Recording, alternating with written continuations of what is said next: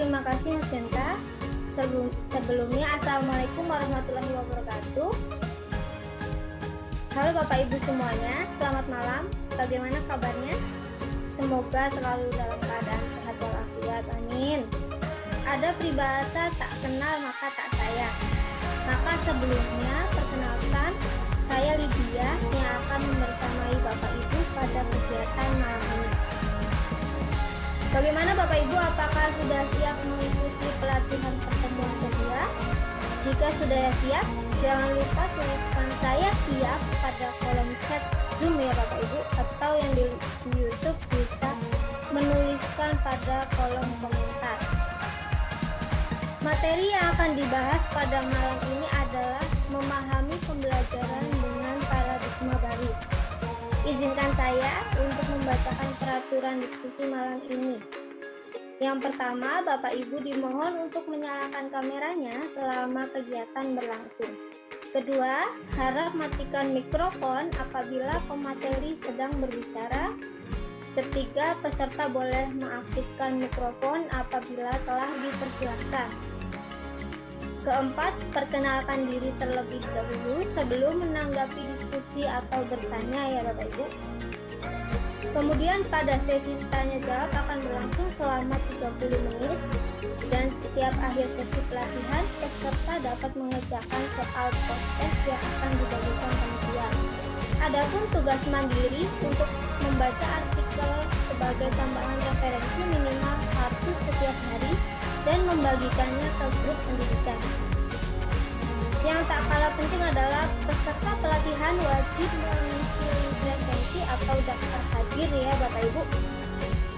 Sebelum memulai kegiatan, alangkah baiknya kita berdoa terlebih dahulu. Berdoa menurut kepercayaan masing-masing. Dimulai.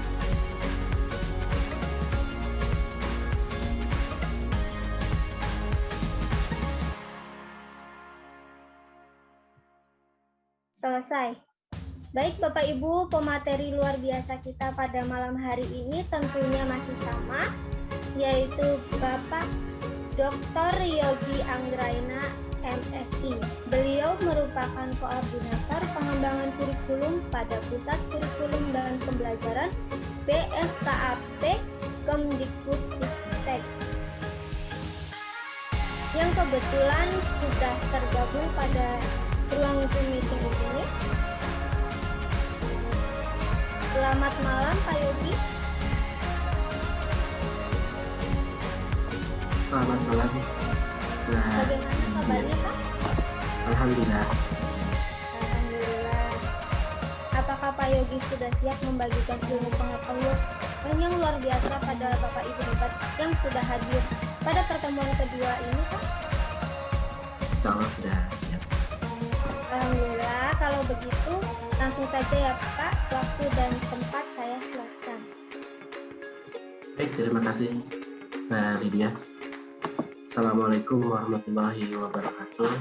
Waalaikumsalam warahmatullahi Kami wabarakatuh. hormati Ibu Bapak sekalian, senang sekali bisa ketemu lagi pada malam ini untuk melanjutkan tema pembahasan kita pada malam ini, mengenal lebih jauh terkait dengan kurikulum prototipe.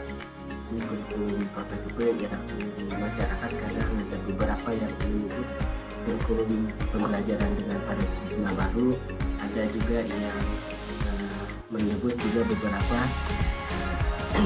kurikulum sekolah penggerak, ada juga yang beberapa menyebut kurikulum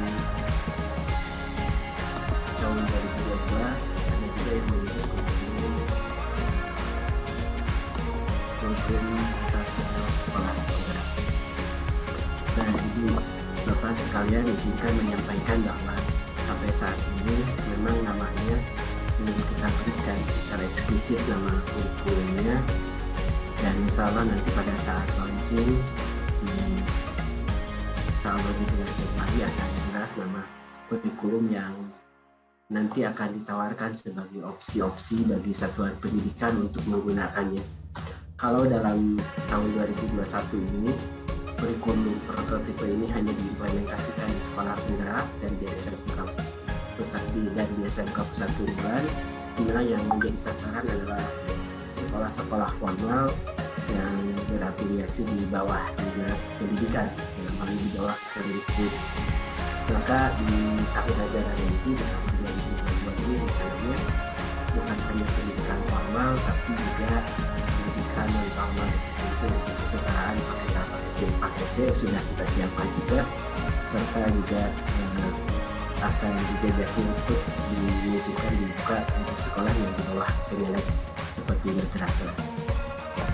Ibu Bapak yang kami hormati, sebelum menyampaikan apa karakteristik utama dari kurikulum prototipe ini, maka perlu kami sampaikan juga bahwa dalam pengembangannya kurikulum kita tidak memulainya dari dulu. Kita selalu melanjutkan hal-hal yang memang sudah baik di dalam kurikulum sebelumnya dan memperbaiki apa yang dirasa perlu diperbaiki. Adanya kebijakan baru terkait kurikulum bukan karena kurikulum sebelumnya itu jelek, tapi lebih karena kondisinya, karena dengan perkembangan zaman yang dinamis, maka ada beberapa penyelesaian yang perlu dilakukan. Kurikulum 2006 pada saat dikembangkan itulah yang menurut kami ideal untuk diimplementasikan pada tahun 2006. Di tahun 2013 pada saat itu dilakukan itulah yang menurut penyusun itu diimplementasikan di tahun 2013. Dan sekarang ada yang perlu kita kembangkan karena berdasarkan hasil evaluasi ada beberapa penyelesaian yang perlu kita lakukan.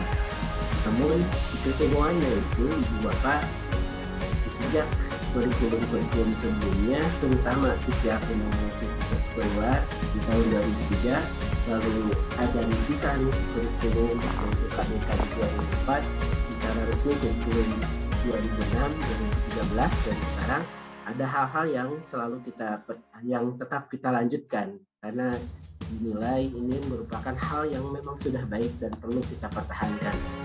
Setidaknya ada 3 hal yang kita perkuat dan kita lanjutkan kurikulum prototipe ini. Ini di 2006 sudah kita perkuat, di 2013 juga kita perkuat, dan sekarang pun kita tetap pertahankan. Setidaknya ada 3 hal ini. Jadi ketiga hal ini adalah bagaimana di dalam pembelajaran di dalam kurikulum ini fokusnya adalah orientasi holistik, di mana kurikulum dirancang untuk mengembangkan diri secara holistik, mencakup kecakapan akademis dan akademis, kompetensi kognitif, sosial, emosional, dan spiritual dibangun, baik sikap pengetahuan keterampilannya dibangun secara utuh, secara menyeluruh. Ini di kurikulum 2006 sudah kita lakukan juga bagaimana membangun orientasi holistik, bukan hanya pengetahuannya, tapi keterampilan, termasuk juga sikap. Di kurikulum 2013 itu pun sudah kita lakukan. Namun mungkin di dalam hasil implementasinya benar-benar terlihat mungkin belum sesuai yang kita harapkan. Maka kita perkuat kembali. Yang kedua adalah berbasis kompetensi. Ibu Bapak, sejak 2003 pendidikan kita itu berbasis standar dan kurikulum kita berbasis kompetensi. Ini dicirikan dengan pendidikan berbasis standar, adanya standar nasional pendidikan, ada penerapan standar nasional pendidikan, dan terkait kurikulum ada terkait perapian kurikulum ada 4 standar yang terkait, 1 standar kompetensi jurusan, 2 evaluasi, 3 standar konsep, 4 standar penilaian. Inilah pendidikan kita berbasis standar dan kurikulumnya berbasis kompetensi. Jadi jangan sampai seolah-olah baru sekarang berkompetensi. Karena sebenarnya sejak 2004 kurikulum kita sudah berbasis kompetensi, bukan berbasis konten. Mungkin sebelumnya sebelum tahun 2003, sebelum keluar dari Undang-Undang Sistem 2003 dan secara formal, kurikulumnya 2006, kurikulumnya masih cenderung berbasis konten. Namun setelah keluar kebijakan terkait Undang-Undang Sistem dan secara resmi di 2006, kurikulum kita itu sudah berbasis kompetensi. 2013 juga berbasis kompetensi, dan sekarang pun sama, kita mempertahankan bagaimana kurikulum kita berbasis kompetensi. Nah, ini secara teori, secara konsep, secara itu sudah kita tuangkan dalam dokumennya dan kita rumuskan dalam bentuk kompetensi dasar. yang di dalam 2016 itu diintegrasikan untuk pengetahuan keterampilan. Di 2013 kita coba pilah pengetahuan keterampilan sikap, namun di 2014 ini kita coba integrasikan kembali terkait dengan kompetensi baik sikap, pengetahuan, keterampilan. Ini sama masih berbasis kompetensi. Jadi di 2013 berbasis kompetensi, di 2006 berbasis kompetensi, dan sekarang pun sama, kita pertahankan kurikulum kita berbasis kompetensi. Namun mungkin yang dalam prakteknya yang belum terlihat bahwa kurikulum ini di dalam proses pembelajarannya berbasis kompetensi. Mungkin bisa bertanya ke masing-masing, apakah di dalam proses pembelajarannya Ibu Bapak sudah berbasis kompetensi atau tidak? Kami pada saat merumuskan kompetensi dasar di kurikulum 2013, beberapa kali kami mengatakan justru diskusi kami adalah terkait kompetensi yang dijadikan di kata kerja di dalam rumusan kompetensi dasar, baru diikuti oleh materinya atau kontennya. Namun dalam prakteknya yang saat kami melakukan evaluasi, seringkali yang dilakukan itu bukan berbasis kompetensi. Misalkan di matematika, pada saat kita merumuskan, awal-awal itu merumuskan cukup menghitung volume bangun ruang, misalkan terkait dengan balok dan lain-lain. Nah, pada saat itu dirumuskan, ya dalam proses pembelajarannya kan wajar tadi adalah terkait dengan volumenya, rumusnya, dijadikan pengetahuan industri. Pada saat kita konstruksi rumusan kerjanya menjadi menyelesaikan masalah terkait bangun ruang, dalam prakteknya ternyata seringkali sama saja, tidak ada perubahan. Kalau sama yang diajarkan terkait rumus dari volume bangun ruang, itulah volume bangun ruang. Padahal kompetensinya itu dituntut adalah bagaimana menyelesaikan masalah. Semestinya ada kemampuan menganalisisnya, pengetahuan penalarannya untuk dapat menyelesaikan terkait dengan bangun ruang tersebut. Termasuk kompetensi-kompetensi yang lain. Seringkali kan di dalam rumusan kompetensi dasarnya kita sebutkan meminta analisis, tapi dalam prosesnya seringkali yang dilakukan itu kontennya, pengetahuannya saja, belum terbangun bagaimana kemampuan menganalisisnya atau membandingkannya atau mengidentifikasi atau yang lainnya. Dan itulah yang mungkin kita ingin perkuat kembali dalam prototipe ini agar kurikulum agar pembelajaran kurikulum berbasis kompetensi ini bisa dilakukan di dalam proses pembelajaran. Mungkin ada beberapa permasalahan sehingga dalam implementasinya kurikulum yang berbasis kompetensi, rumusan yang dalam kita tetapkan ini sulit dilaksanakan serta diterapkan berdasarkan hasil dari pembelajaran, hasil dari FGD yang kita lakukan. Ada hal-hal yang mungkin salah satunya sekolah atau guru sulit mengimplementasikan bagaimana kompetensi itu diajarkan dengan baik kepada siswa-siswanya karena dirasa terlalu padatnya materi yang harus diberikan kepada siswa sehingga kurang waktu yang cukup untuk pembelajaran mendalam. Ada terlalu padatnya materi, maka pembelajaran cenderung satu arah karena ingin mengejar kompetensi yang ditetapkan di pusat. Maka nanti konteks ini bagaimana penguatan kompetensi yang kita lakukan di kurikulum prototipe ini dengan salah satunya melalui pengurangan materi-materi yang biasa tidak terlalu esensial.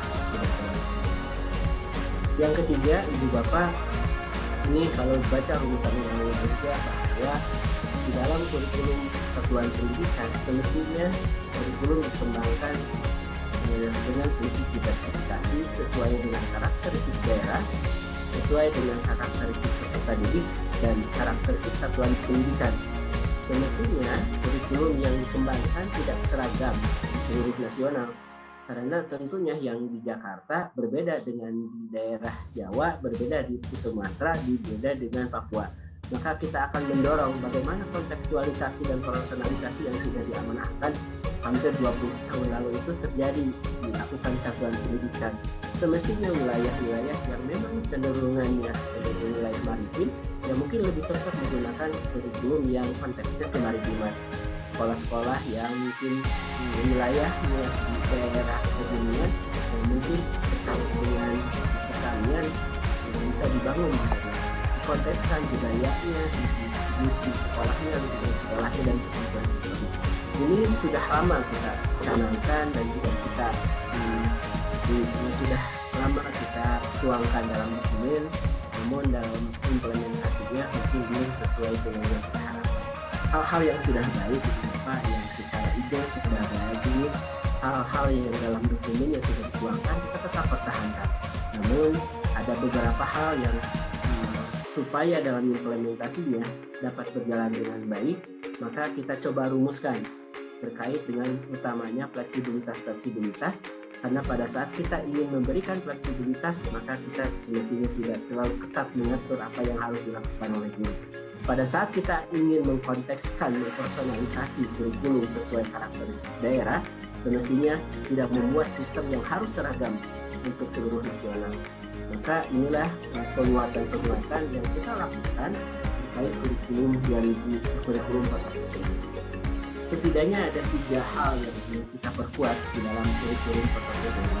Yang tadi kita lanjutkan, kita pertahankan, lalu ada 3 hal yang ingin kita perkuat untuk kurikulum portofolio, terutama dalam fokusnya dalam mendukung. Pertama adalah pembelajaran berbasis proyek untuk pengembangan soft skill dan karakter. Iman, takwa, alhamdulillah, tokoyong, kebiasaan global, kemampuan, dan apa menjelaskan dari kurikulum bahwa bukan berarti kurikulum portofolio pengembangan karakter sebelum tidak mengembangkan karakter. Itu ya mungkin yang perlu kami luruskan. Di kurikulum 2013 dan kurikulum sebelumnya juga sudah mengembangkan karakter. Di 2013 kita sudah mengeluarkan kebijakan pendidikan penguatan karakter, sudah menekankan karakter. Nah, yang lagi kita lakukan sekarang adalah kita akan memberikan porsi khusus waktu yang termuat dalam struktur kurikulumnya terkait pengembangan karakter. Jadi di dalam struktur kurikulumnya kita mengalokasikan waktu 20-30% yang memang digunakan untuk pengembangan karakter melalui proyek penguatan profil Pancasila. Ini yang perlu kami luruskan juga, bahwa jangan sampai seolah-olah sekarang mengembangkan karakter, sebelumnya belum, K13 belum. Ini mungkin yang perlu kita luruskan. Di K13 kita sudah mengembangkan karakter. Nah, yang dilakukan sekarang adalah kita akan memberikan porsi di dalam struktur kurikulumnya. Ini sudah diakui di dalam struktur kurikulumnya dan itu sebagai beban mengajar guru. Alokasinya kurang lebih 20-30% itu untuk pengembangan karakter melalui proyek penguatan profil Pancasila. Jadi Ibu Bapak nanti ada alokasi waktu yang saat ini, misalkan alokasi waktu yang diberikan di setiap mata pelajaran kita kurangi katakan 20-30% itu untuk proyek. Tapi ini tidak di masing-masing mata pelajaran. Proyeknya ini sudah lintas mata pelajaran. Seluruhnya kita akumulasikan, seluruhnya kita kurangi mata pelajaran. Alokasi waktunya untuk mengerjakan proyek ini. Yang diharapkan dengan pembelajaran berbasis proyek ini yang untuk menguatkan karakter, Ibu Bapak, ini diharapkan memberikan kesempatan belajar melalui pengalaman, mengintegrasikan kompetensi esensial yang dipelajari peserta didik dari berbagai disiplin ilmu dan struktur belajarnya yang lebih fleksibel. Ini bagaimana dilakukan? Karena sebagian besar negara saat ini seperti India dan beberapa negara lain justru penting bagaimana mengaitkan kompetensi dari setiap mata pelajaran ini kaitkan sehingga siswa tahu manfaat dari pengetahuan yang sudah dipelajarinya dan dia juga dapat mempraktekkan apa yang sudah dilakukan. Nah, proyek yang kita lakukan ini fokusnya Ibu Bapak adalah untuk mengembangkan karakter. Jadi kita ambil semua mata pelajaran, alokasinya kita ambil, waktunya kurang lebih 20-30% yang ditujukan untuk pengembangan proyek. Alokasinya misalkan kalau sekarang Ibu Bapak akan belajar Senin sampai Jumat misalkan. Kalau selama ini kan Senin sampai Jumat belajar, Senin sampai Jumatnya full untuk mengajarkan materi di tiap mata pelajaran. Nah, nanti nanti kita akan mengambil porsi 20-30%. Bisa jadi nanti pengelolaannya itu misalkan dalam 1 minggu, Senin sampai Jumat, Senin sampai Kamisnya itu belajar terkait mata pelajarannya, intranya, di hari Jumatnya full seharian project. Jadi siswa benar-benar mengerjakan project seharian penuh.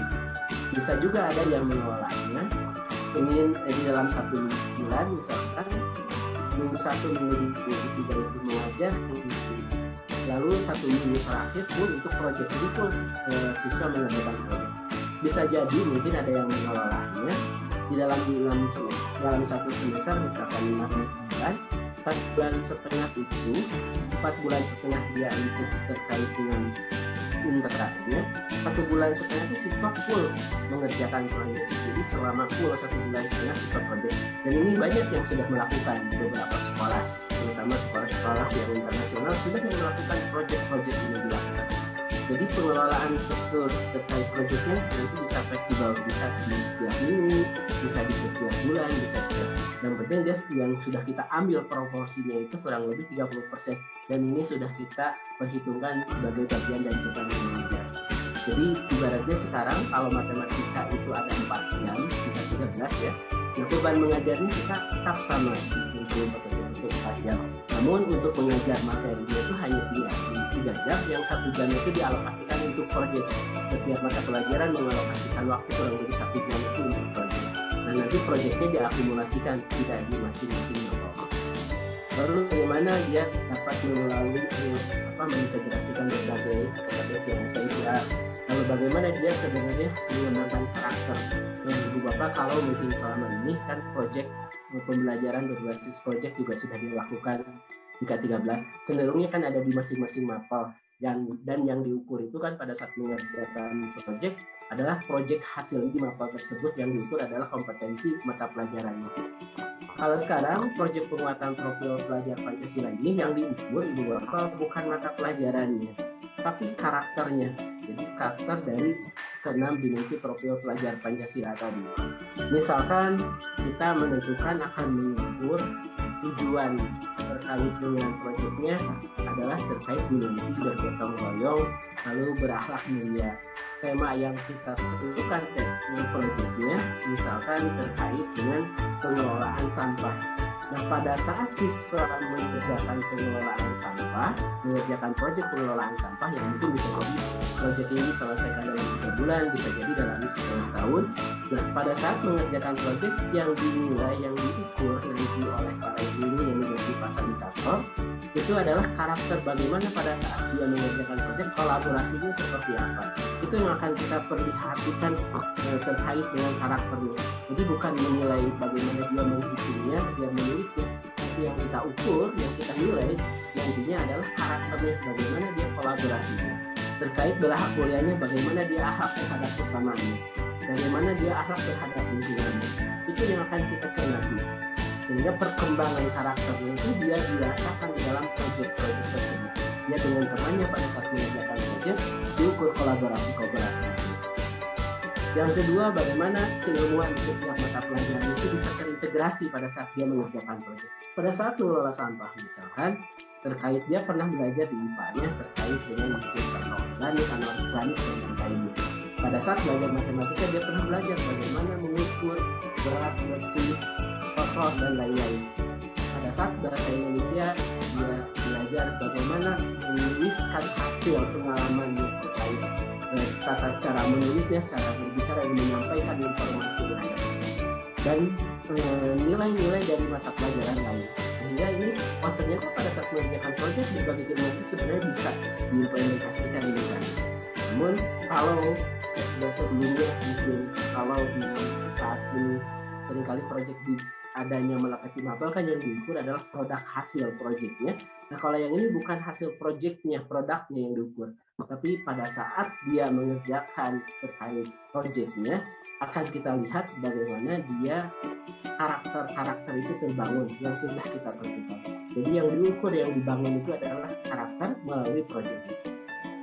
Nah, ini Ibu Bapak contoh juga salah satu proyek yang dilakukan, bahwa untuk menunjukkan bukan hanya produk yang akan kita hasilkan melalui proyek ini, karakter yang ingin kita bangun. Ini proyeknya satunya misalkan konflik bikin kita makin dewasa. Ini dibuat serangkaian kegiatan, mungkin bisa jadi dalam 3 bulan, bisa jadi dalam 5 bulan. Misalkan tahapan pertama bagaimana membuat dia sekali dengan menyeluruh si konflik dalam artikel, mengumpulkan data sampai serangkaian kegiatan, sehingga di sini nanti akan dibangun toleransinya, akan dibangun akhlaknya, akan dibangun kolaborasinya dan sifat-sifat lainnya.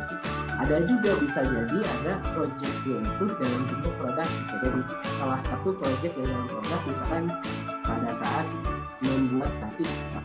Di awal kita akan menentukan tujuan dari melakukan proyek adalah melalui yang diukurnya adalah terkait kreativitas, karena kan 6 dimensi profil pelajar Indonesia diantaranya kreatif. Yang kedua adalah misalkan dia ingin menemukan terkait dengan gotong royong.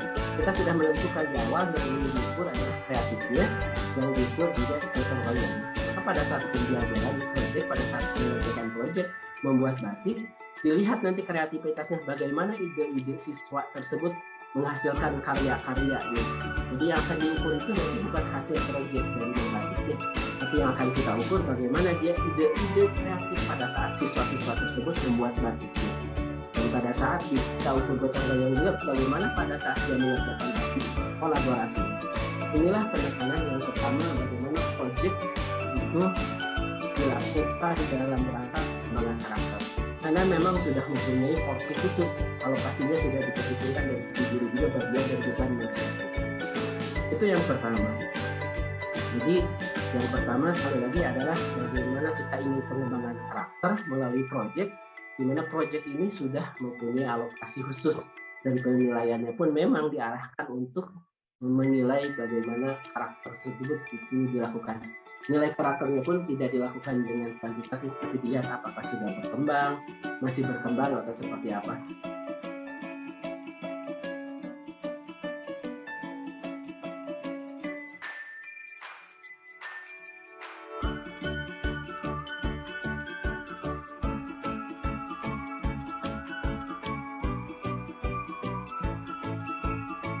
Sebelum menghasilkan yang sesuai, kita dorong bagaimana dia terlatih untuk mempunyai akhlak terhadap temannya, lingkungan dan lain-lain.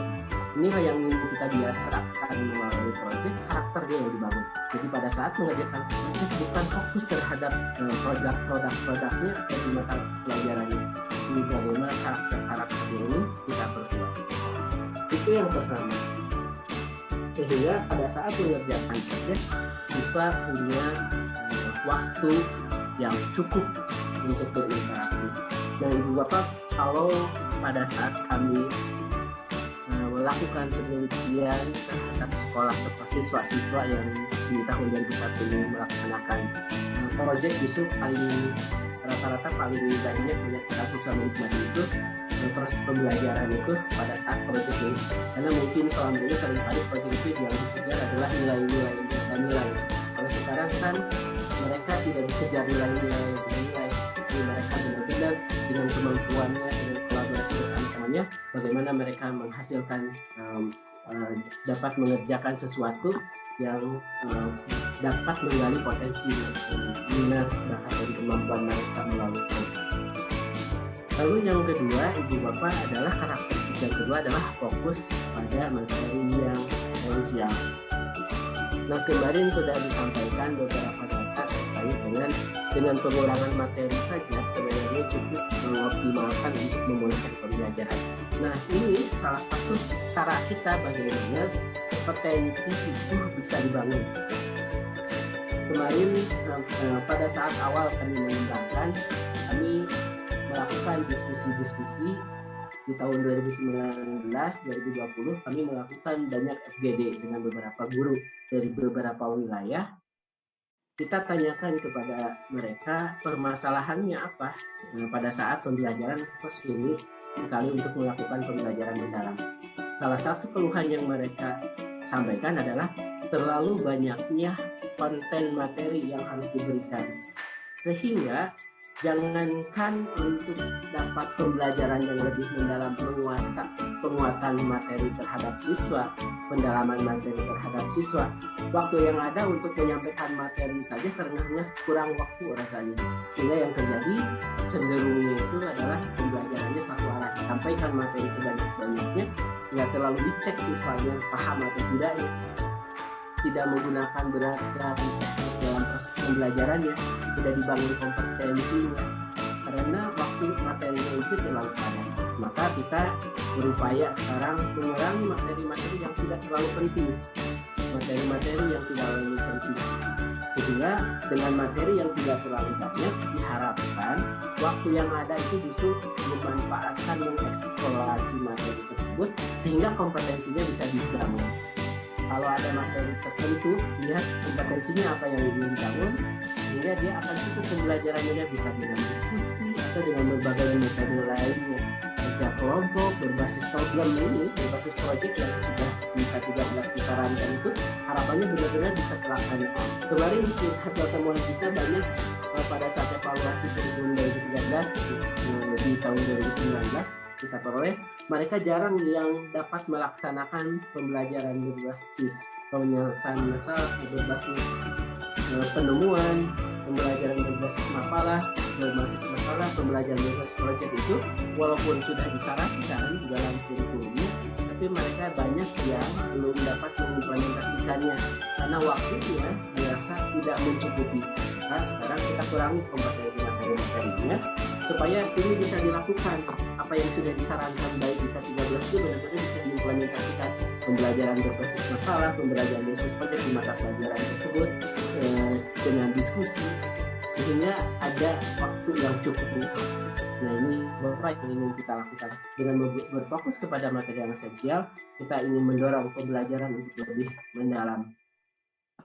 Nah, dengan fokus kepada materi esensial juga harapannya ada cukup ruang waktu untuk pengembangan kompetensi, sehingga harapannya kompetensi yang sudah dirancang canangkan sejak 2004 ini benar-benar bisa dapat diimplementasikan. Berdasarkan hasil data kemarin menunjukkan bahwa 70% siswa kita kompetensinya masih di bawah rata-rata minimum, masih di bawah minimum, bukan di bawah rata-rata lagi, di bawah minimumnya. Nah, harapannya mungkin karena dalam proses pembelajarannya belum membangun kompetensinya, yang dibangun hanya sekedar kontennya.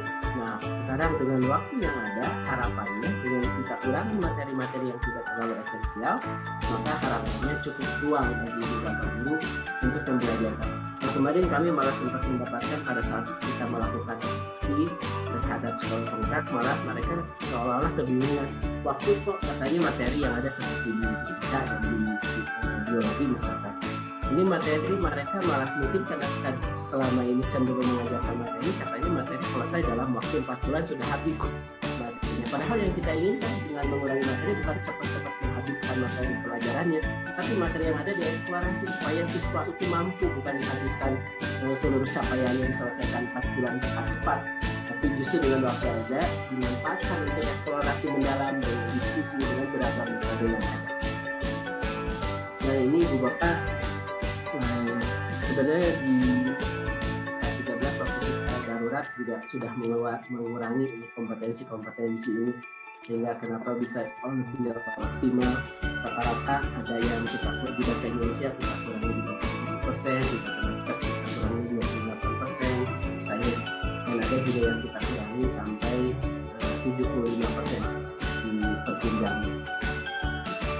Di dalam kompetensi ini, Bapak, kita kalau sebelumnya capaian ini itu kita tuangkan dalam kompetensi dasar, ini sudah kebayang punya anak 13 kan kita berikutnya lulusan kompetensi dasar ini yang kiri ya, di K13 capaian itu dalam bentuk kompetensi dasar dipilah pengetahuan, dipilah keterampilan, dan sudah ditentukan urutannya 31, 32, 33, 34, 41, 42, 43, 44. Nah, yang sekarang kita tetapkan itu dalam bentuk capaian pembelajaran. Kita integrasikan, kita tidak memilah lagi pengetahuan, keterampilan, dan sikap, tapi kita integrasikan secara utuh di dalamnya, memuat sikap, pengetahuan, keterampilan. Lalu kita tidak urutan-urutannya secara urutan kita berikan kewenangannya kepada ibu bapak guru. Jadi yang kita tetapkan juga adalah per fase. Kalau sebelumnya kan per tahun dibilang pengetahuan keterampilan sudah ada wujud. Maka sekarang prinsipnya adalah kita tetapkan di akhir fasenya apa yang harus dikuasai. Ini misalkan di akhir fase kalau SD itu per 2 tahun, di akhir kelas 2, di akhir kelas 4, di akhir kelas 6. Kalau SMP di akhir kelas 9 hanya satu fase, SMA di akhir kelas 10 dan di akhir kelas 12. Nah ini sebenarnya ibu bapak banyak titipan pesan bahwa terkait dengan kompetensi ini kita menetapkan minimalnya. Nanti ibu bapak mau menambah, mau seperti apa, mau menambahkan lagi silakan itu di level satuan pendidikan. Tapi di level pusat kita secara nasional kita identifikasi kompetensi yang memang penting apa saja yang harus dikuasai itu. Nah nanti ini perannya seperti apa, menjalankan seperti apa kita berikan kewenangannya pada guru. Nah ini capaian pembelajarannya kita tetapkan, kompetensi apa yang harus dicapai kita tetapkan dalam rumusan capaian pembelajaran dan kita integrasikan sebagai satu kesatuan yang utuh. Lalu kita sudah memetakan juga misalkan elemen dari kemampuan bahasa Indonesia itu adalah menyimak, membaca, berbicara, menulis. Maka sudah kita petakan mulai dari fase A sampai fase F, mulai dari SD kelas 2 sampai kelas 12 itu kita petakan menyimak itu apa gradasinya di kemampuan menyimak. Begitu pula di matematika sudah kita petakan kemampuan aljabarnya, bilangnya, nilainya, statistikanya, analisis datanya sudah kita petakan dari kelas awal sampai akhir kelas 12 sehingga jelas gradasi kemampuan dari setiap mata pelajarannya. Itu yang kedua. Jadi kita kalau yang pertama adalah bagaimana pengembangan karakter, ingin membuat karakter itu melalui proyek karena kita cukup mengalami krisis juga terkait karakter siswa kita. Maka yang kalau pertama kita ingin memperkuat karakter melalui diberikan alokasi khusus. Yang kedua kita ingin berfokus kepada materi-materi esensial, kita kurangi materi-materi yang cenderung padat, kita kurangi sehingga ada cukup waktu bagi satuan pendidikan untuk pembelajaran mendalam sehingga kompetensi ini itu terbangun. Nah yang ketiga adalah terkait dengan fleksibilitas perancangan kurikulum sekolah. Setidaknya ada 3 hal terkait fleksibilitas ini. Pertama, di dalam pendekatan pembelajaran. Pendekatan pembelajaran kalau sekarang kan cenderung dibuat seragam. Misalkan di sekolah dasar, mesti pembelajarannya dengan tematik di semua pelajaran. Di semua sekolah diharuskan dengan tematik. Nah nanti sekarang di kurikulum 4.3 pendekatan pembelajaran itu kewenangan mau menggunakan yang mana yang dirasa tepat, mau pembelajaran berbasis tematik, mau berbasis mata pelajaran, mau pakai unit sendiri, mau pakai sistem blok, mau terintegrasi, itu kita kembalikan kewenangannya ke satuan pendidikan. Kalau di sekolah dasar, kalau guru yang memang lebih mampu, lebih siap, lebih nyaman dengan pembelajaran berbasis tematik, ya silahkan dilanjutkan berbasis tematik. Tapi kalau guru-gurunya memang lebih nyaman dan lebih mampu menggunakan pembelajaran di sekolah dasar itu misalkan berbasis mata pelajaran, ya silahkan dia menggunakan mata pelajaran. Sehingga yang pertama kita buka adalah fleksibilitas pendekatan pembelajaran yang dirasa tepat digunakan oleh satuan pendidikan. Tidak seragamkan kembali. Keputusan mau menggunakan yang mana itu ada di satuan pendidikan. Kita hanya merekomendasikan silahkan kalau memang di SD misalkan mau tematik, ya silahkan dilanjutkan tematik, tidak dilarang. Silahkan kalau memangnya lebih nyaman dan lebih mampu membangun pengetahuannya, kompetensinya dengan berbasis tematik. Tapi kalau sekolah-sekolahnya guru-gurunya lebih siap dan lebih mampu berbasis mata pelajaran, ya silahkan berbasis mata pelajaran. Jadi ini silahkan satuan pendidikan yang memutuskan nanti lebih siap, lebih mampu yang mana agar siswa kemampuannya itu bisa optimal. Itu yang pertama terkait fleksibilitas. Kita akan memberikan lagi fleksibilitas. Mungkin nanti ada yang dengan sistem blok ada yang menggunakan dengan integrasi, apalagi beberapa tahun terakhir ini dengan STEAM. Jadi diintegrasikan beberapa mata pelajaran sehingga tidak terlihat lagi masing-masing matanya dengan mengintegrasikan berbagai mata pelajaran. Nah itu silahkan kita buka ruang tersebut. Pendekatannya dikembalikan ke satuan pendidikan menggunakan mana yang paling tepat. Yang kedua adalah tadi terkait dengan tujuan pembelajaran. Kalau selama ini tujuan pembelajaran yang kita tetapkan dalam kompetensi dasar, kita kunci per tahun, kita tentukan urutannya dan dibuat seragam secara nasional, sudah ditentukan urutannya 3.1, 3.2 urutannya sudah dibuat seragam. Nah, nanti di sekolah penggerak di kurikulum Prototipe ini, Bapak, tujuan pembelajaran yang kita tetapkan dalam capaian pembelajaran itu kita rumuskannya per fase. Jadi fasenya kalau di SD tiap 2 tahun, di SMP 3 tahun, di SMA ada yang setahun dan ada yang 2 tahun. Misalkan di SD itu kita tetapkan di akhir fasenya kelas 2. Kalau sekarang kan misalkan belajar matematika di kelas 1 akan seragam KD1, KD1 3.1 memahami tetap bilangan 1 sampai 100. Maka secara nasional seluruhnya KD pertama akan mempelajari memahamkan kompetensi siswa, ngajarin siswanya 1 sampai 100. Nah, nanti penentuan urutan tujuan-tujuan seperti itu kembalikan kepada siswa. Kita yang penting akhir fasenya. Di akhir kelas 2 misalkan siswa menguasai bilangan 1, menguasai bilangan sampai 1000 di akhir kelas 2. Nah nanti ibu bapak membreakdown ya urutan materi selama 2 tahun itu bisa jadi beragam. Misalkan ada sekolah satu karena siswa-siswanya memang belum pernah mengenal angka karena yang belajar PAUD juga, sehingga mereka mungkin penentuan tujuan pembelajaran ibu bapak itu ya cukup saya menentukan tujuan pembelajaran 1 sampai 3 saja atau 1 sampai 5 saja atau 1 sampai 10 saja. Sekolah tetangganya, siswa-siswanya mungkin agak lumayan sudah mulai mengenal angka, sehingga dia menetapkan tujuan pembelajarannya di 1 bulan atau 2 bulan itu belajar angka itu 1 sampai 50. Yang lain mungkin sudah menetapkan di awal atau variasi yang lainnya, variasi beda-beda, bisa juga di akhir tahun itu berbeda-beda. Nah sehingga kesiapan apa yang harus diajarkan di sekolah yang pertama mengajarkannya terkait dengan bilangan hanya sampai 5 saja cukup, sekolah yang lain benar. Sehingga penentuan tujuan pembelajaran itu bisa beragam, jangankan di antar tiap daerah, tetanggaan sekolah pun mungkin beragam karena beda karakteristik siswanya. Penentuan tujuan pembelajaran itu ibu bapak yang menentukan.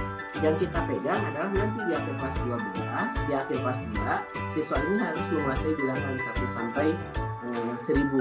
Nah, untuk mencapai 1000 bisa jadi urutan-urutannya beragam. Ada yang memetakan jadinya itu bilangan 1 sampai 100 dulu, terus 100 sampai 1000 langsung.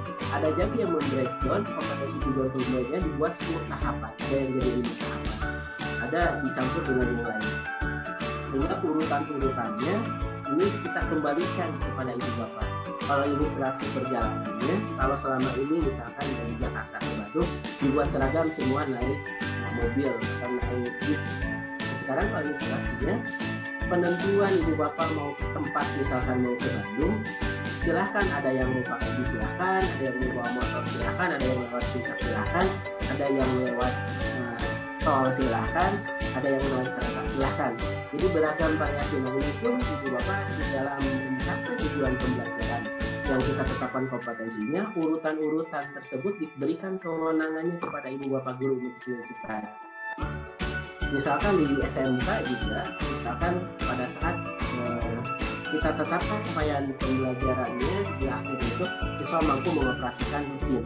Nah mungkin di sekolah-sekolah yang di perkotaan karena jalanan macet dan tidak tersedia tempat untuk praktik langsung, mengajarkan mesin itu mengoperasikan, mungkin mengajarkan caranya mesin itu dia diajarin teori-teorinya, nggak baru nyalain mesin, diajarkan tempat di ruangannya belum dibawa praktek. Tapi mungkin di SMK yang ada di perkampungan di daerah karena banyak wilayah jalanan kosong, langsung tahapan pertama belajarnya itu langsung mengoperasikan dibawa ke jalanan. Nah, inilah prinsip-prinsip dalam capaian pembelajaran juga, menentukan tujuan-tujuan pembelajaran untuk mencapainya itu ibu bapak yang menentukan urutannya seperti apa dulu yang diajarkan, tahapannya seperti apa, Itu Ibu Bapak, dan bisa jadi nantinya kelas 1 dari kelas 2, kelas 1 di sekolah 1 di akhir kelas 1 dan kelas 1 di sekolah yang lain bisa jadi berbeda, memungkinkan berbeda apa yang sudah dicapai. Karena penentuan urutan tahapan untuk mencapai kompetensi yang ditetapkan itu berbeda-beda. Nah, yang kita pegang samanya di mana di setiap fase. Di akhir kelas 2 kita pegang sama di sana sudah tercapai. Di kelas 4 kita tercapai. Nah, apalagi di SMP ini hanya satu fase ya. Jadi bisa jadi di kelas 7, kelas 8, kelas 9 itu berbeda-beda nanti yang sudah dicapai. Nah, kita ingin mengembalikan hal itu urutan pencapaian pembelajaran itu kepada Ibu Bapak dulu, karena bisa jadi pengalaman Ibu Bapak itu berbeda-beda sehingga tahu mana yang perlu dicapai, apa dulu yang perlu diajarkan. Nah, Ibu Bapak secara prinsip kita mengembalikan kepada Ibu Bapak untuk menentukan urutan-urutan. Jadi kalau yang biasa itu kreatif dalam mencapai kompetensi dan biasa menentukan apa yang harus diajarkan dulu, mungkin ini kita dorong terus dilakukan. Bagi Ibu Bapak guru yang saat ini ingin biasa terpandu mengikuti yang diberikan pusat, maka sekarang kita menyiapkan juga contoh-contohnya beragam perangkat ajarnya. Jadi semangatnya kalau selama ini dibuat seragam selama pusat karena yang kita berikan hanya satu urutannya, maka ke depan besok itu bagi yang masih kebingungan bagaimana menentukan urutan, bagaimana mengajarkan apa dulu, kita siapkan juga contohnya. Mungkin tahap ini baru kita siapkan baru 3, tapi semoga secara bertahap contoh-contoh bagaimana tadi mengajarkan urutan tersebut harapannya bisa puluhan atau ratusan tersedia, atau bahkan mungkin secara bertahap bisa dibuat sehingga Ibu Bapak bisa memilih bagi yang masih kebingungan, memilih dari beragam contoh. Oh, saya cocoknya yang ini, oh saya cocoknya yang ini, sehingga dari contoh-contoh itu Ibu Bapak contoh yang ada itu bisa dikontekskan sesuai kebutuhan Ibu Bapak. Jadi tidak seragam semua pola pembelajaran seperti model di Jakarta, sehingga ada yang di Papua, ada di Sumatera, bisa mengkontekskan contohnya pun sesuai dikarakteristik di tempat Ibu Bapak. Jadi jangan khawatir, bagi yang masih kesulitan kita siapkan contoh yang namanya contoh Ibu Bapak. Sekali lagi, bagi yang merasa butuh mengikuti yang ada, ya tinggal langsung pakai contoh, ganti nama, ikuti contohku 100%, data biologis, tinggal ganti data saja nama, contohnya diikuti penuh, boleh silakan. Bagi yang mulai Ibu Bapak nggak mau mengikuti contoh karena saya juga mungkin ingin mulai mengembangkan, boleh diedit dari contoh yang ada, edit sedikit-sedikit menurut Ibu Bapak beberapa bagian yang perlu disesuaikan. Bagi yang sudah ingin inovatif, kreatif, Ibu Bapak contoh yang ada mungkin hanya dibuka, Bapak langsung bikin sendiri, sehingga harapannya kita bisa memfasilitasi beragam karakteristik guru yang sudah kreatif, inovatif, dia langsung jalan sendiri, kembangkan sendiri tanpa lihat kita yang ada. Bagi yang merasa butuh berbimbing, masih kebingungan, tinggal pakai contoh yang ada. Masih yang sudah mulai proses belajar ingin mengembangkan dari contoh yang ada, bisa diedit, dimodifikasi dari contoh yang ada. Itu semangat yang kita berikan terkait dengan fleksibilitas dalam tujuan pembelajaran ini. Jadi jangan khawatir bagi yang masih kesulitan, masih bingung menerjemahkan, menentukan apa langkah yang harus dilakukan, kita sudah menyiapkan contoh juga. Tapi bagi yang sudah kreatif, inovatif, guru-guru yang sudah terbukti menghasilkan siswa-siswanya cerdas, menghasilkan siswa-siswanya yang berkualitas, nah itu kita terus dorong. Dan yang ketiga, Ibu Bapak, adalah terkait struktur kurikulumnya. Dalam struktur kurikulumnya, kita kunci yang selama ini kita kunci itu dalam jam pelajaran berminggu, maka di dalam kurikulum ini struktur jam itu kita buka ya per tahun. Ini banyak titipan pesan terkait dengan kenapa kita menjadi per tahun. Ini akan terlihat bagaimana fleksibilitasnya. Karena selama ini bertahun-tahun kita kalau menetapkan misalkan di kelas tertentu PPKN 3 jam, maka biasanya kan selama 1 tahun akan belajar PPKN 3 jam selama 1 tahun pun. Nah Ibu Bapak, kalau selama ini ditetapkan kan 3 jam, ya mengikuti selama 1 tahun 3 jam. Nah besok yang akan kita tentukan di kurikulum bertahun itu kita tetapkannya per tahun. 1 tahun itu kan 36 minggu ya. Sehingga yang kita tetapkan adalah 108 jam PPKN. PPKN misalkan 108 jam. Ini kan sama dengan 3 jam kali 36. Sehingga 108 jam ibu bapak nanti mengorganisasikannya itu bisa jadi seperti saat ini 108 jam itu dibagi semester 1-nya 3 jam, semester 2-nya 3 jam. Seperti saat ini bisa jadi dari 108 jam itu ibu bapak semester 1-nya 6 jam, semester 2-nya 0 jam. Artinya PPKN ada di semester 1 6 jam pelajaran, di semester 2 nggak diajarkan PPKN karena sudah diselesaikan dalam satu semester. Bisa jadi misalkan dari 108 jam itu semester 1-nya 4 jam, semester 2-nya 2 jam. Bisa jadi semester 1-nya 2 jam, semester 2-nya 4 jam. Bisa jadi semester 1-nya 5 jam, semester 2-nya 1 jam. Atau kebalikannya bisa jadi semester 1-nya 0 jam, semester 2-nya 6 jam. Itu variasi-variasi kepada ibu bapak untuk mengorganisasikannya. Sehingga bisa jadi ini dari 12 mata pelajaran, siswa belajarnya dioptimalkan semester 1 fokus terhadap 6 pelajaran, semester 2 fokus terhadap 6 pelajaran yang lain. Jadi studi siswa bisa jadi tidak mesti mempelajari 12 jam pelajaran yang selama 1 tahun. Bisa jadi nanti pengelolaannya 6 jam mau diselesaikan semester 1, 6 jam mau diselesaikan di semester 2. Nah ini kita buka fleksibilitas pengorganisasian. Nah ini jangan sampai dimaknai untuk memperumit, karena kalau nggak mau rumit bisa pola seperti saat ini pun nggak masalah. Jadi dari total per tahun 108 jam dibagi rata 3 jam juga masih diperkenankan. Tapi kita membuka ruang sekolah-sekolah yang punya inovasi-inovasi dalam proses pembelajaran, membuka ruang bagi mereka mengelolanya disesuaikan kebutuhannya.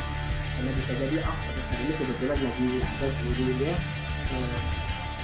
misalkan guru seninya lagi cuti sehingga saya mau menyimpan seninya semester 1 tidak ada di pembelajaran seni, siswanya gurunya itu mau disimpan pelajaran seninya ada di semester 2, dipulkan semester 2, semester 1 yang ada pelajaran seni, semester 2 ada pelajaran seni. Ini bisa dikondisikan nanti terkait dengan pengorganisasian, sehingga harapannya sekolah dapat mempunyai inovasi dalam menyusun kurikulum dan pembelajaran disesuaikan konteks kebutuhan di satuan pendidikan tersebut.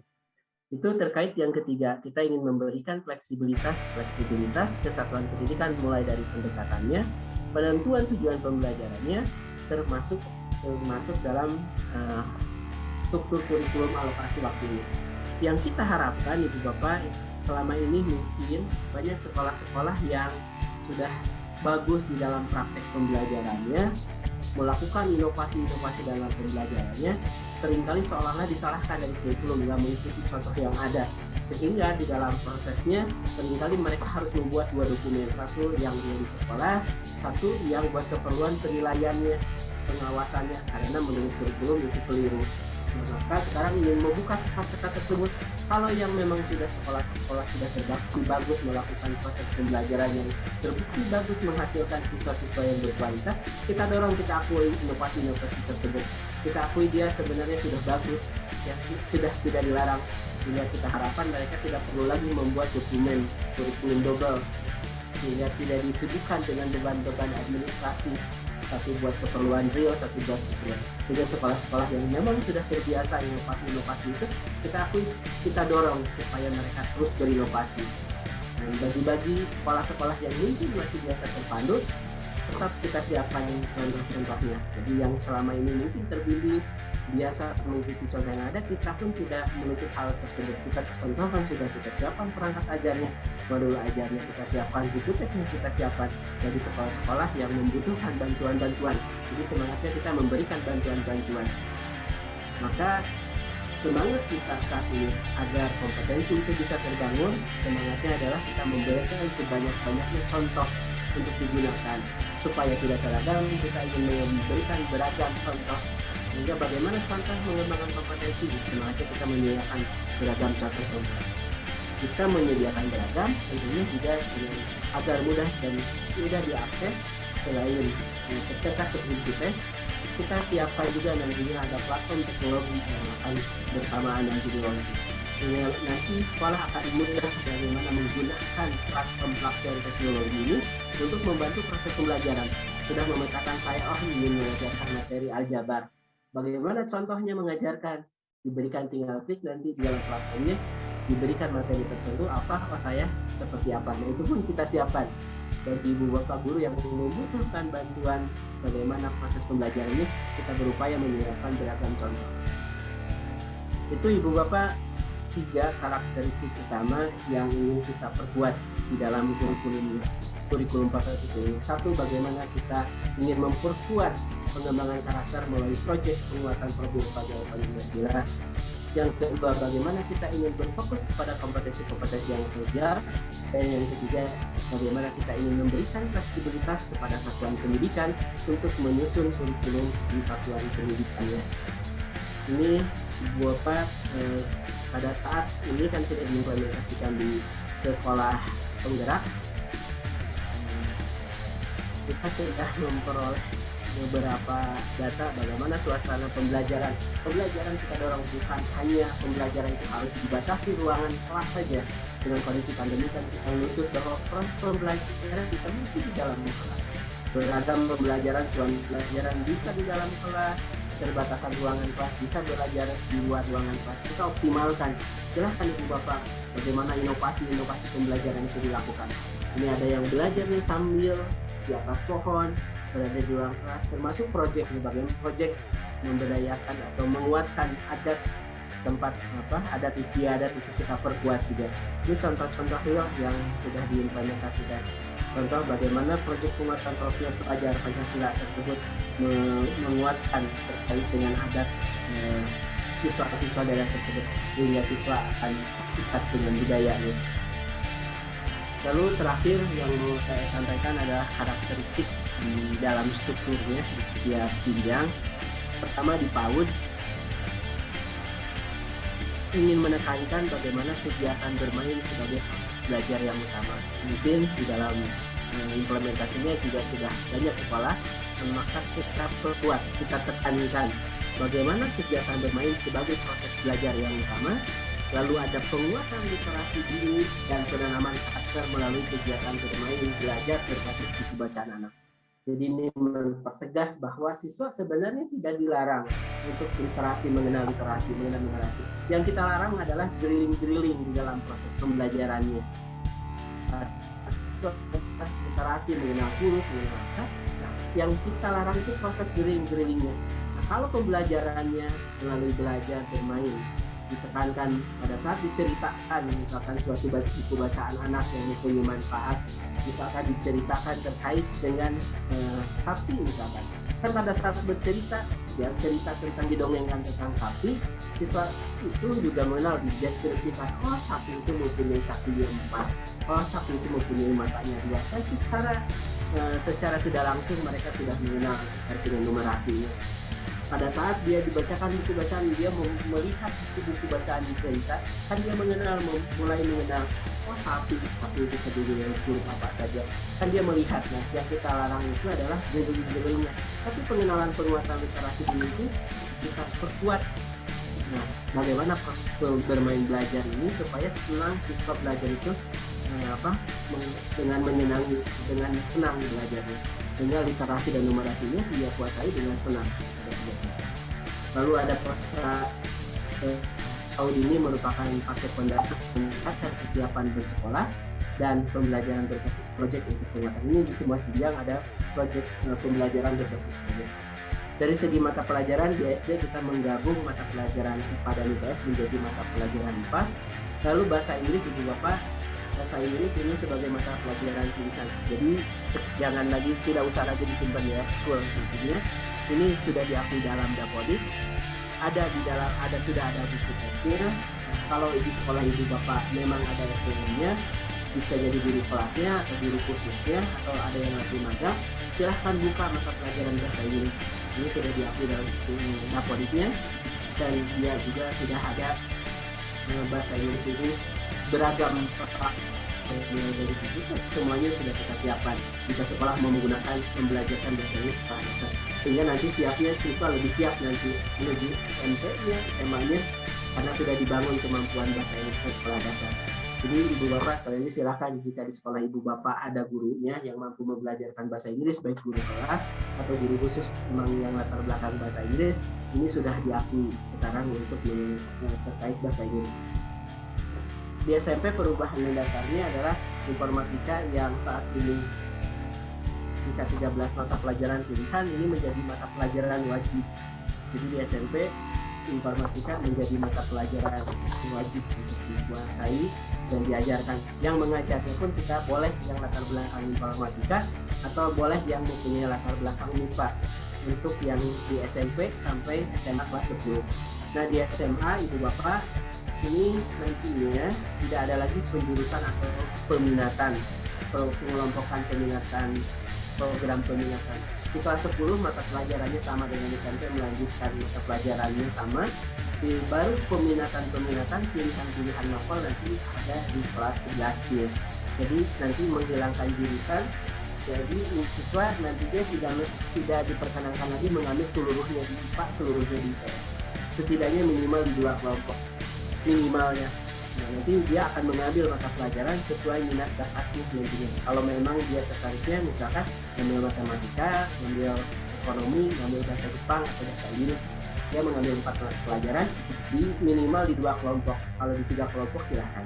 Jadi tidak mengambil seluruhnya matematika, fisika, kimia, biologi, dia ambil seluruhnya nanti.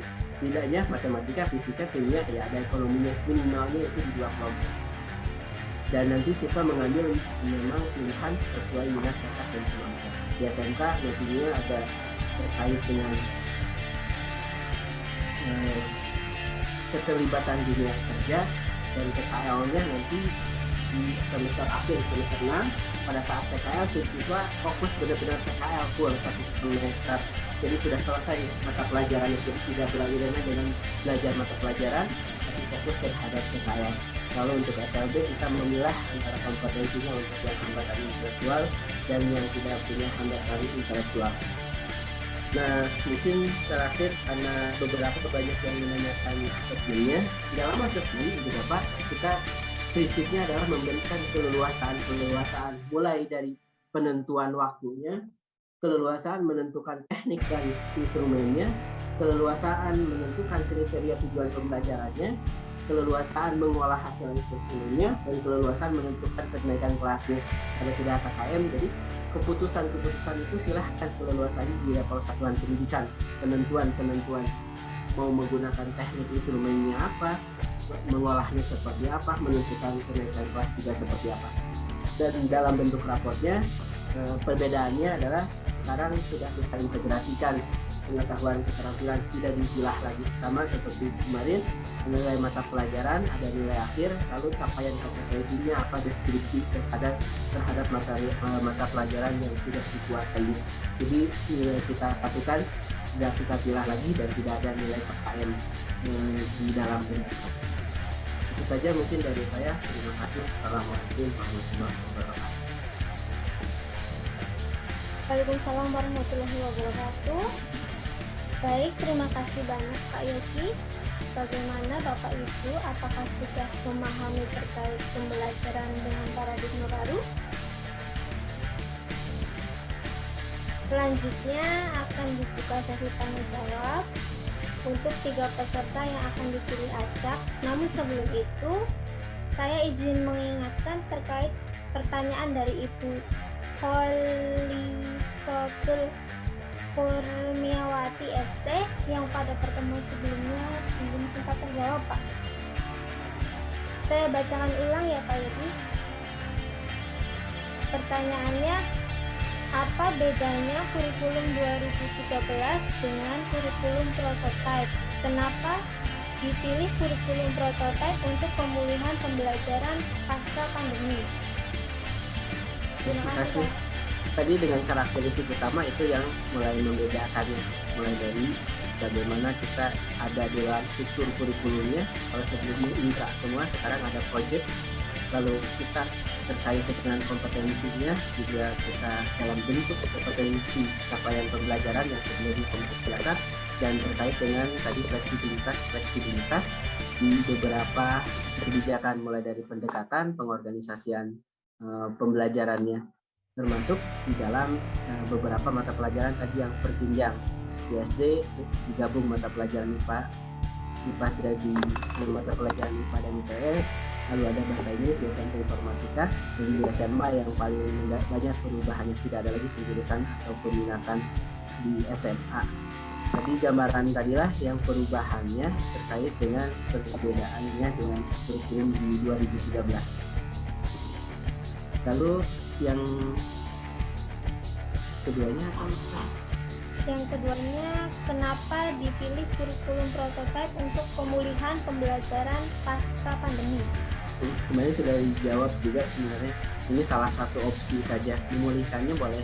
K13 juga masih silahkan diperkenankan. K13-nya, K13 yang penuh kebiasaannya, K13 yang adanya sederhanakan, termasuk ini hanya tambahan opsi saja. Dari satuan pendidikan mau menggunakan, silahkan. Jadi kenapa dipilih ya? Ini kan bukan hanya satu-satunya cara memulihkan pembelajaran menggunakan yang opsi 3 yang sebelumnya. Kita hanya menambahkan opsi saja untuk memulihkan pembelajaran. Jadi keputusannya dari 4 opsi itu silahkan satuan pendidikan yang menggunakan. Baik, terima kasih Pak Yogi. Selanjutnya saya akan membuka 2 termin dari Zoom meeting. Bagi Bapak Ibu yang ingin bertanya, silakan on kamera dan raise hand. Di sini sepertinya sudah banyak yang raise hand ya Bapak Ibu, dan saya akan memilih acak pada layar yang tertera pada Zoom meeting saya. Di sini ada Ibu Rina SPD. Selamat malam Bu Rina, silakan mikrofonnya diaktifkan. Ya, selamat malam Mbak. Terima kasih atas waktunya. Selamat malam Bapak semua, Bapak Yogi sebagai narasumber. Perkenalkan saya Rina Kurniasari, guru SMA Pasundan 3 Bandung. Berkenaan dengan kurikulum prototipe ini sebagai alternatif kurikulum untuk masa depan atau mungkin sudah diberlakukan ya untuk sekolah penggerak. Mengenai kurikulum di SMA terutama karena saya mengajari SMA, karena nantinya itu tidak ada jurusan IPA ataupun IPS dan siswa diberi kebebasan mungkin ya untuk memilih materi ataupun mata pelajaran yang diminatinya. Kadang ada kekhawatiran gitu, misalnya di IPA, kadang siswa itu ada juga yang tidak suka misalnya pelajaran fisika, sehingga di sekolah itu sedikit sekali minat siswa atau yang mengikuti pelajaran fisika. Atau mungkin sebaliknya pelajaran IPS misalnya sedikit yang mengambil jurusan geografi misalnya. Nah ini berkaitan juga dengan jam guru mengajar, terutama yang sudah sertifikasi. Bagaimana untuk perhitungannya gitu, apakah akan berpengaruh ataupun tidak?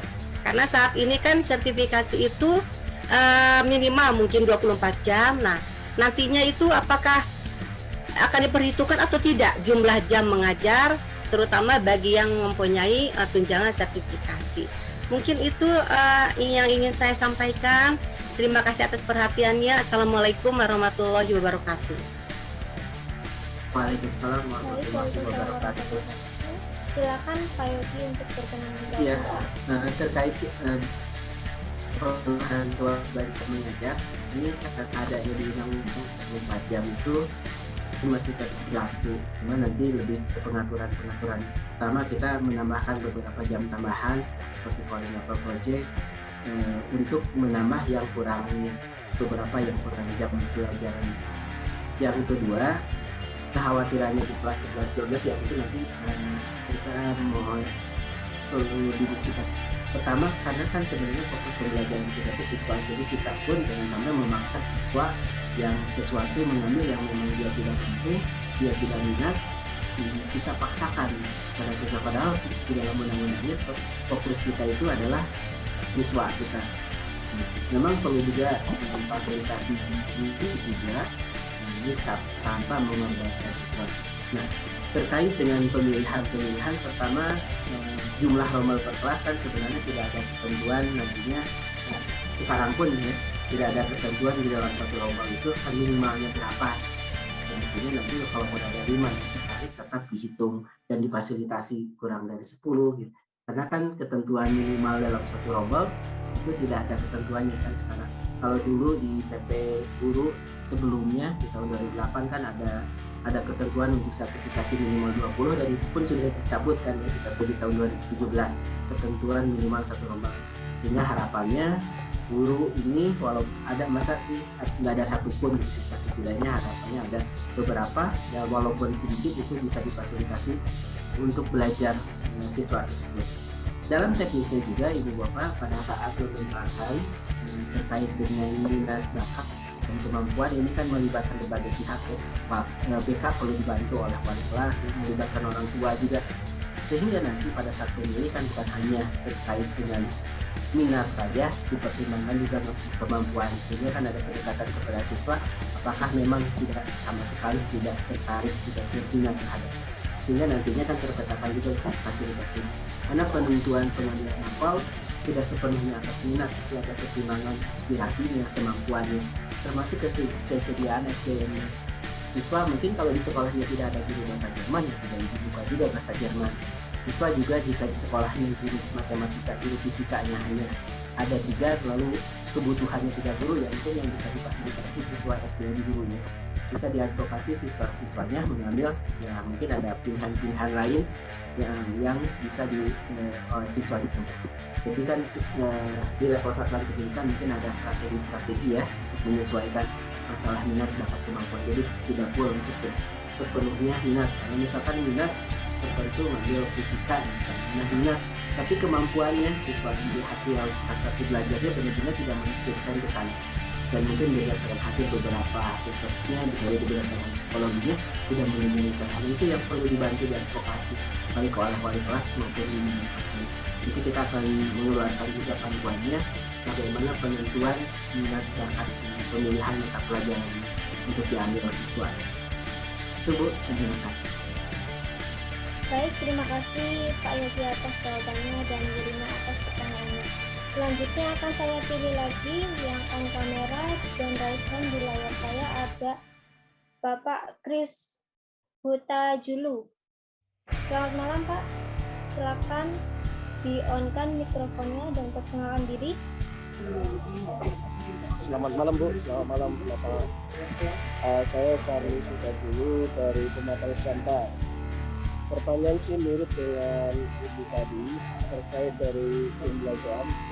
Ini khususnya di sekolah swasta dalam hal penggajian. Seandainya dalam sekolah itu di kelas 11 dan 12 yang memilih hanya IPA saja, karena mindset orang tua di Pematang Siantar itu mindsetnya IPA. Jadi PS-nya tidak ada yang memilih. Seandainya bagaimana sikap pemerintah atau lembaga lain menyikapi konteks pembelajaran tersebut, sehingga seandainya seharusnya belajar jam 32 dari 10, padahal kan itu digaji sebesar 10 kali sekian honornya. Dan yang kedua, berarti setiap semester itu ada perubahan jadwal terkait dari jumlah alokasi tadi yang harusnya 3 jam bisa dibagi 1, 2, atau 21. Kira-kira itu Pak. Terima kasih.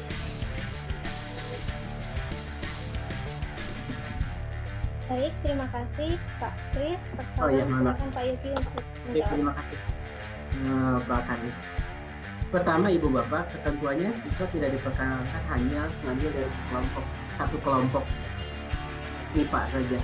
Tentuannya siswa ini kita tidak diperkenankan dari satu kelompok. Jadi gambarnya kita tidak ingin siswa mengelompok saya orang MIPA, saya orang IPS, orang IPA juga musik dan lain-lain. Jadi ketentuannya harus minimal di 2 kelompok. Jadi setidak-tidaknya mengambil di kelompok beberapa mata pelajaran dari kelompok IPA, misalkan di IPA-nya biologinya, di IPS-nya ekonomi, sosiologi, atau setidaknya satu di IPS-nya ekonomi atau apa. Jadi ketentuannya tidak diperkenankan mengambil di satu kelompok siswa. Jadi harus mengambil di 2 kelompok. Itu yang pertama. Yang kedua, pertanyaan saya ini terkait apa tadi malah? Masih mute. Mohon maaf Pak Charles. Terkait dengan pembuatan calon pembelajaran, itu berarti ya sesuai dengan apa yang Iya Pak. Ya, alokasi itu kan per ini Pak. Alokasi itu per tahun. Jadi kalau jam pelajarannya misalkan 108 jam, kan artinya kalau hanya di semester 1 saja itu menjadi 6 jam. Di semester 2-nya menjadi 0 jam. Nah, perhitungan untuk keperluan dapodiknya itu adalah rata-ratanya. Kalau inputnya nanti tetap di input nanti 3 jam. Cuma dalam pengaturannya kan tadi 3 jam itu diperoleh semester 1-nya 6 jam, di semester 2-nya 0 jam. Jadi untuk keperluannya ya rata-ratanya saja. Kalau untuk perhitungan keperluan Dapodik, nanti nginput ke Dapodiknya itu yang rata-ratanya tuh Pak. Kalau untuk keperluan Dapodik yang diinput rata-ratanya kita sudah bunyikan di dalam regulasinya. Untuk perhitungan dia beban mengajar guru itu rata-ratanya berapa? 3 tadi. Cuma mengorganisasikannya saja tadi 6 jam semester 1, 0 jam semester 2. Jadi rata-ratanya ini untuk keperluan beban mengajar guru itu sama, hampir semuanya sama dengan di K13. Kalau sebelumnya di K13 4 jam, sekarang 4 jam juga. Nanti pengorganisasiannya itu yang berbeda. Tapi kalau keperluan penginputan nanti dihitung rata-ratanya. Baik, terima kasih Pak Yogi atas jawabannya dan Pak Charles atas pertanyaannya. Selanjutnya saya akan bacakan pertanyaan dari YouTube ya Pak. Di sini ada Maimunah Mun. Pertanyaannya, kalau dalam pembelajaran prototipe tidak menggunakan KKM, lalu apa yang dipakai sebagai standar atau kriteria ketuntasan belajar dari peserta didik Pak? Terima kasih. Ya, betul. Jadi kan ada kriteria tujuan pembelajaran. Jadi ibu bapak yang menentukan tujuan pembelajaran. Misalkan di dalam matematika sudah ditentukan ada beberapa tujuan pembelajaran. Misalkan dalam satu semester ada 3 tujuan pembelajaran.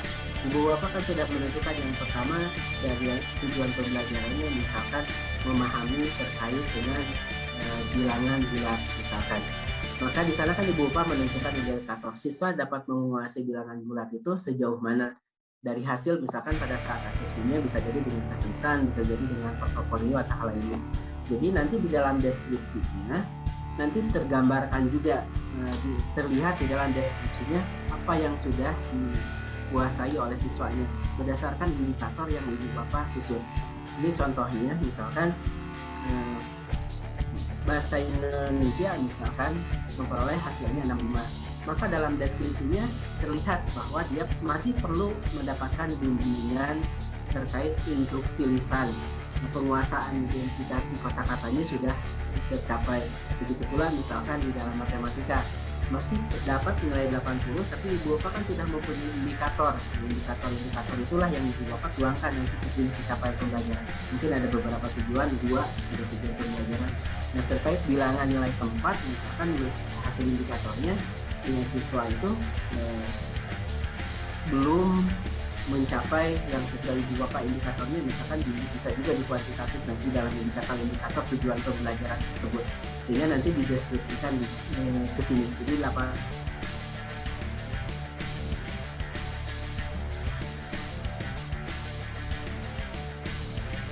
nilainya ini 80 dari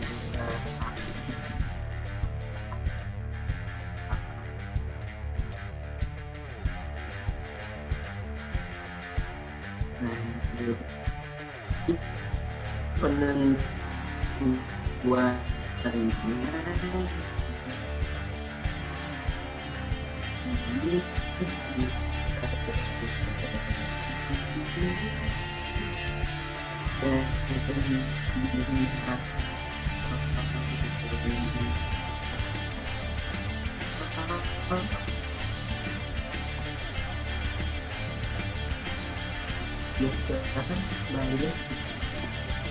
melanjutkan lagi gitu Pak terkait tidak adanya kriteria tujuan pembelajaran. Jadi setiap satuan pendidikan akan menggunakan tujuan dan modul yang berbeda. Oleh sebab itu ketercapaian tujuan pembelajaran pendidikan akan menggunakan kriteria yang berbeda, baik dalam bentuk angka kualitatif maupun kuantitatif. Jadi bisa jadi nanti di kuantitatifkan dahulu sesuai pembelajaran. Misalkan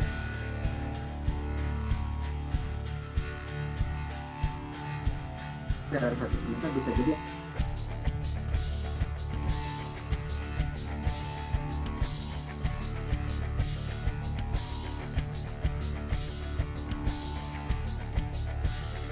ada 2 atau 3 tujuan pembelajaran dan mendiagnosis tingkat penguasaan pola berpikir bertumbuh. Jadi asesmen, jadi semangatnya bukan untuk menjudge siswa dia belum lulus nggak lulus ya, semangatnya si siswa belum mampu menguasai justru kita berikan pendekatan agar siswa menguasai hal tersebut. Siswa-siswa tersebut siswa belum tertarik diidentifikasi, sehingga pendidik diharapkan mampu menerapkan jauh berpikir bertumbuh ini tergambar dari pemberian umpan balik, mensimulasi, memberikan peserta didik kesempatan untuk melakukan evaluasi diri, merefleksi pembelajaran, serta moderasi dalam asesmennya. Nah, ini tidak terlepas dari beberapa prinsip sebelumnya nantinya terkait dengan asesmen ini. Jadi itu harapannya terkait tujuan pembelajaran ini, fungsinya itu merefleksikan proses pembelajaran sejauh mana tingkat penguasaan kompetensi peserta. Itu Bapak mungkin terkait dengan asesmen. Baik, terima kasih Pak Yogi atas jawabannya. Semoga dapat menjawab pertanyaan dari Ibu Maimunah di YouTube. Sekarang saya akan membuka termin kedua.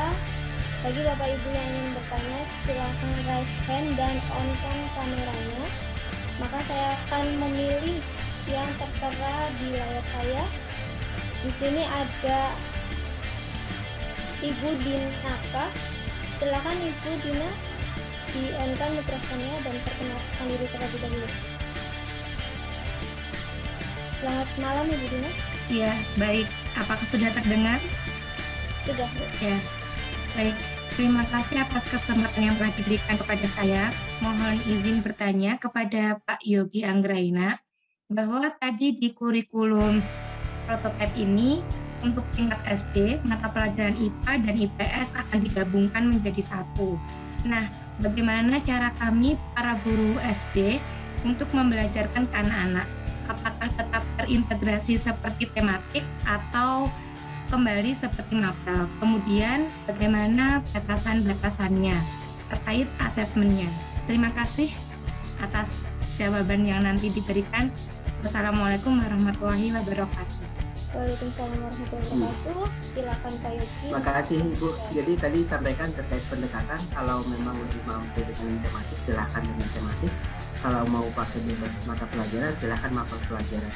Jadi pembelajarannya diserahkan ke satuan pendidikan, mau tidak harus tematik, tidak harus berbasis mapel. Jadi satuan pendidikan yang lebih tahu mau pendekatan apa kalau proses pembelajaran. Begitupun asesmen ya seperti asesmen saat ini kan ada kompetensi tujuan pembelajarannya Ibu Bapak yang menentukan. Ibu Bapak menentukan tujuan pembelajaran apa, itu yang diberikan. Evaluasi itu kan asesmen itu mengukur hasil dari tujuan pembelajaran. Nanti tinggal instrumen itu Ibu Bapak silahkan mana yang tepat. Silahkan bisa jadi tujuan pembelajaran Ibu Bapak saya mau menentukan asesmennya dengan portofolio saja silahkan. Jadi tidak mesti harus dengan penilaian pengetahuannya, keterampilannya dalam satu tujuan pembelajaran. Maka fleksibilitas terkait penggunaan instrumen asesmennya pun itu silahkan satuan pendidikan. Kalau memang penilaiannya cukup dengan desain saja tujuan pembelajaran tersebut ya silahkan saja. Termasuk pengolahannya nanti ya, Ibu Bapak nanti mengasih raport, satuan pendidikan itu yang mengolahnya menentukan berapa instan, apakah mau dari formatif saja dipakainya, mau menggabung formatif dan sebagainya. Itu satuan pendidikan yang menentukan. Itu Bu, terima kasih. Baik, terima kasih Pak Yogi atas jawabannya. Semoga dapat menjawab pertanyaan dari Ibu Dina. Selanjutnya, saya masih akan memberikan kesempatan pada penanya dari Zoom meeting. Di sini ada Pak Asep Ahmad Hidayat. Silakan Pak Asep untuk menyalakan mikrofonnya. Selamat malam Pak Asep.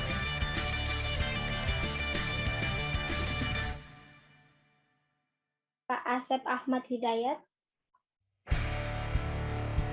Terima kasih Ibu.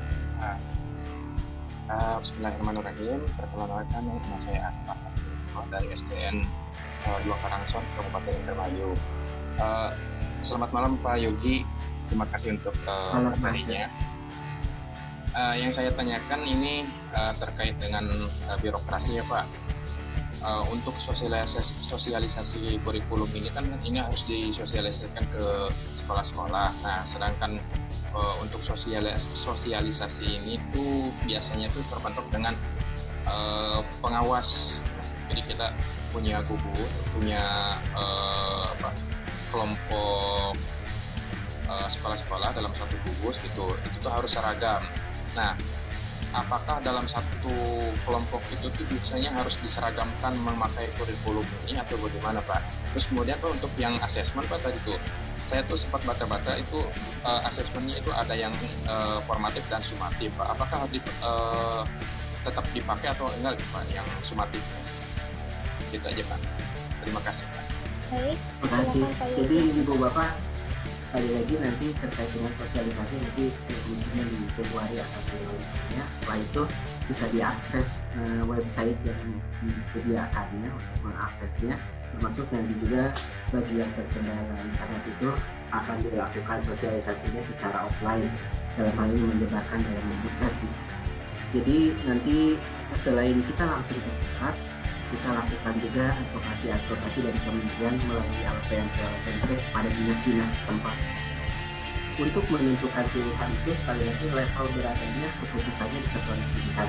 Jadi yang mendata pun nanti satuan pendidikan akan mengajukan aplikasinya. Siapa yang menggunakan pendataannya itu langsung satuan pendidikan nantinya. Jadi tidak diseragamkan ya. Kalau memang tidak mau ya silakan memakai. Jadi tidak berkelompok, berdinas gitu. Silakan satuan pendidikan yang memiliki menentukan. Yang kita dorong nanti juga advokasi ke dinas, harapannya dinas memberikan dukungan bagi satuan pendidikan, menggunakan diberikan dukungan pelatihan dan lain-lain.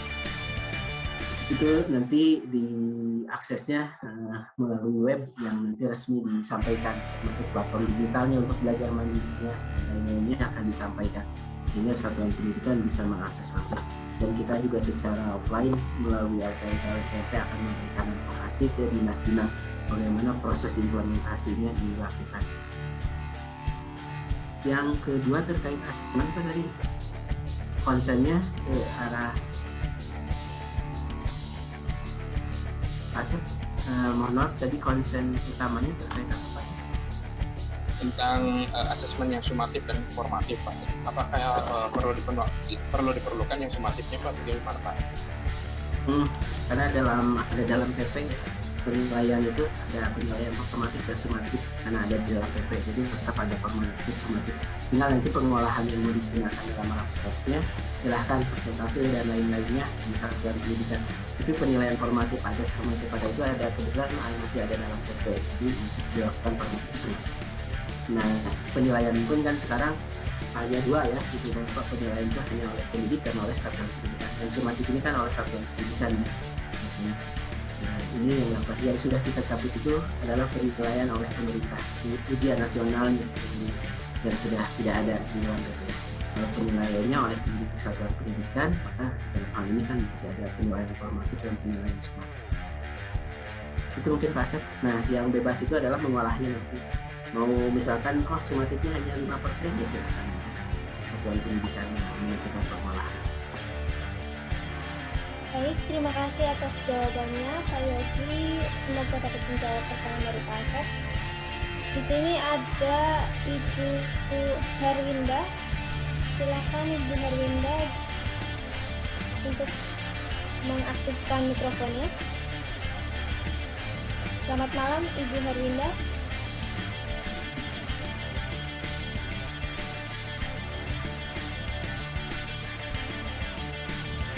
Mungkin Ibu Herwinda masih terkendala mikrofonnya itu. Selamat malam. Assalamualaikum warahmatullahi Malam, wabarakatuh. Waalaikumsalam warahmatullahi wabarakatuh. Ya, selamat malam Pak Yogi. Terima kasih atas kesempatan yang diberikan. Terima kasih juga atas pemaparan materi dari Pak Yogi yang sangat memberi pencerahan buat kami guru-guru. Perkenalkan, nama saya Herwinda dari SD PPI Perawang Riau, Pak. Kebetulan saya dinasnya di SD swasta, Pak. Ya.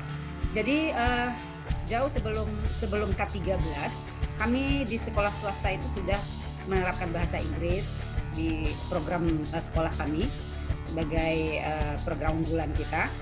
Kemudian kami juga menerapkan yang guru-guru itu memegang mata pelajaran, Pak. Ketika memasuki K13 itu kan sudah dibuat guru SD itu memegang kelas, guru kelas gitu ya Pak ya. Jadi guru SD itu memegang semua mata pelajaran. Ketika kami melaksanakan dan beberapa dari kawan-kawan kita dan hampir sebagian besar sudah sertifikasi dengan sertifikasi guru kelas. Nah, ketika pemaparan dari kurikulum prototipe tadi diberikan kebebasan pada satuan pendidikan, apakah memakai tetap menggunakan tematik atau diberikan kebebasan menggunakan mapel. Pertanyaan saya, apakah misalnya nih kita kami melaksanakan misalnya matematika dipegang oleh khusus guru matematika, bukan guru kelas lagi. Dan bahasa Inggris dipegang khusus guru bahasa Inggris. Dan kemudian apakah ketika guru yang sudah sertifikasi tadi hanya memegang matematika saja atau memegang bahasa Inggris saja sesuai dengan pendidikannya, sedangkan sertifikasinya adalah guru kelas, apakah itu tidak berpengaruh pada sertifikasi selanjutnya, Pak? Itu pertanyaan saya. Terima kasih, Pak. Terima kasih Ibu.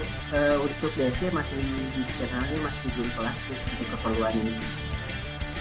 Kalau BSD karena kan kalau BSD kalau guru kelas ini juga kecuali nanti yang guru agama dan bahasa Inggris ini yang arahnya ke depan bisa oleh guru mapel bahasa Inggris bisa guru kelas dan dimungkinkan nanti ke depan kita buka kemungkinannya untuk guru mapel untuk di bahasa Inggris ya.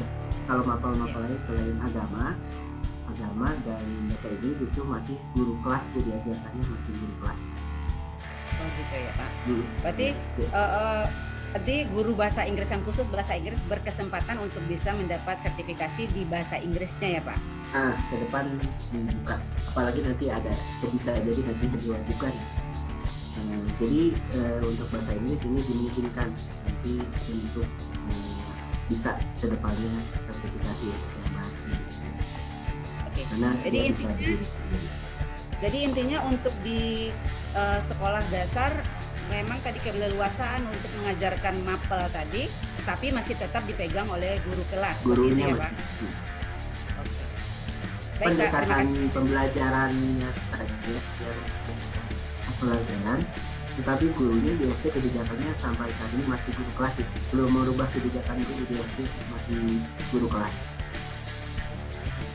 Baik Pak, terima kasih atas jawabannya Pak Yogi. Sama Ibu. Baik, terima kasih Pak Yogi dan Ibu Herinda. Karena waktu sudah pukul 9,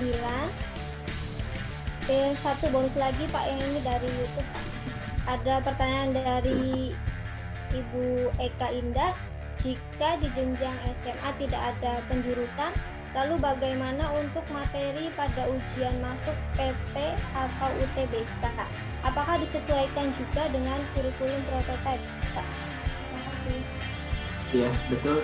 Jadi saat ini juga kita sudah dibikinkan perguruan tinggi untuk menyelaraskan proses seleksi ini. Jadi untuk yang didasarkannya nanti akan disesuaikan. Kalau nantinya bukan kelompok lagi ya, tentunya berdasarkan mata pelajaran pilihannya. Ya. Misalkan untuk sosial bisa jadi nanti diujikannya misalnya jurusan ekonomi, ya ekonomi atau pelajaran ekonomi yang diujikannya. Kalau untuk yang teknik ya mungkin yang diujikannya fisika. Termasuk nanti kalau ujian yang terjadi matematika dan bahasa Inggris kan sering harus penilaian.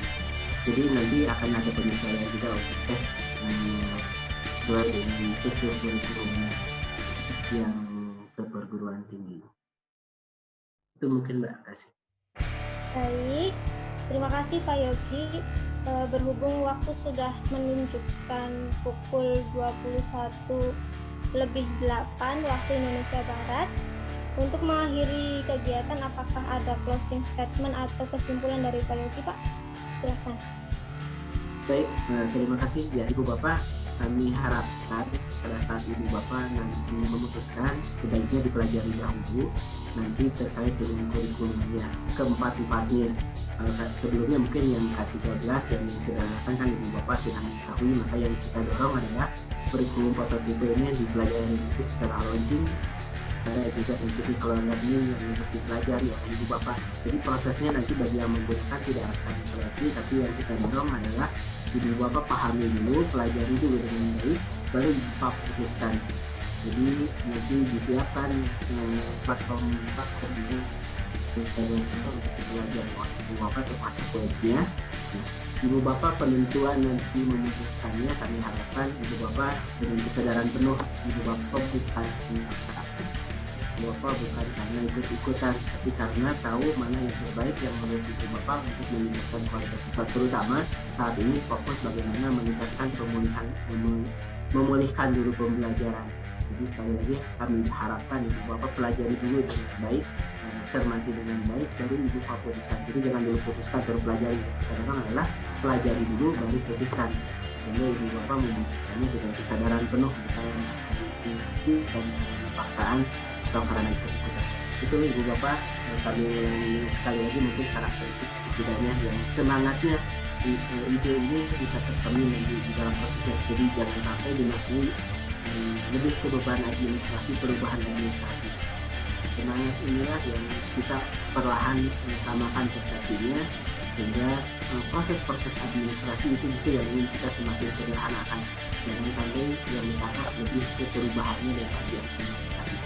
Bagaimana kita memperkuat kompetensi yang esensial, bagaimana kita ingin memperkuat karakter, dan bagaimana kita ingin memberikan fleksibilitas kepada satuan pendidikan. Nah, fleksibilitas kalau nantinya malah dibuat kompleks nih, berarti kan nggak sesuai dengan yang kita rancang. Maka semangat ini yang selama bertahap kita samakan persepsi agar nanti di satuan pendidikan tentunya nanti keterlibatan pengawas, keterlibatan kepala sekolah, dan keterlibatan guru secara bertahap juga kita samakan persepsinya untuk arah perbaikan ini bisa tercapai. Itu saja mungkin dari saya. Terima kasih. Assalamualaikum. Waalaikumsalam warahmatullahi wabarakatuh. Terima kasih banyak Pak Yogi atas materinya yang telah diberikan kepada kita semua pada malam ini. Semoga apa yang dibagikan oleh Pak Yogi dapat bermanfaat bagi kita semua. Amin amin ya rabbal alamin. Terima kasih juga kepada Bapak Ibu yang sangat aktif mengikuti serangkaian kegiatan. Selanjutnya saya izin menginformasikan bagi Bapak Ibu yang belum mengisi presensi, silakan mengisi terlebih dahulu pada link yang sudah dibagikan oleh panitia. Kemudian Bapak Ibu dapat mengisi post-test yang akan dibagikan oleh panitia setelah acara ini ya Bapak Ibu. Mengingatkan juga untuk pertemuan ketiga akan dilaksanakan tanggal 23 Januari tahun 2022 pada pukul 19.30 waktu Indonesia Barat melalui Zoom Meeting. Dan bagi Bapak Ibu yang ingin tahu lebih lanjut terkait kurikulum paradigma baru, dapat bergabung pada channel Telegram Diklat.co. Link channel tertera pada akhir post-test ya Bapak Ibu. Sebelum mengakhiri acara, mari berfoto bersama Bapak Ibu. Silahkan dapat mengaktifkan kameranya. Dan untuk Mas Benta, boleh minta tolong difotokan Mas.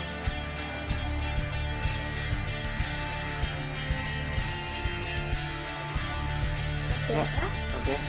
Terima kasih Kak Rudian. Terima kasih juga Bapak Ibu yang masih senantiasa bersemangat ini sampai akhir kegiatan materi kedua ini. Sebelumnya mohon untuk minta tolong Pak Yogi bisa juga ikut diaktifkan kameranya, mohon maaf. Oke, sebentar saya atur dulu Bapak Ibu.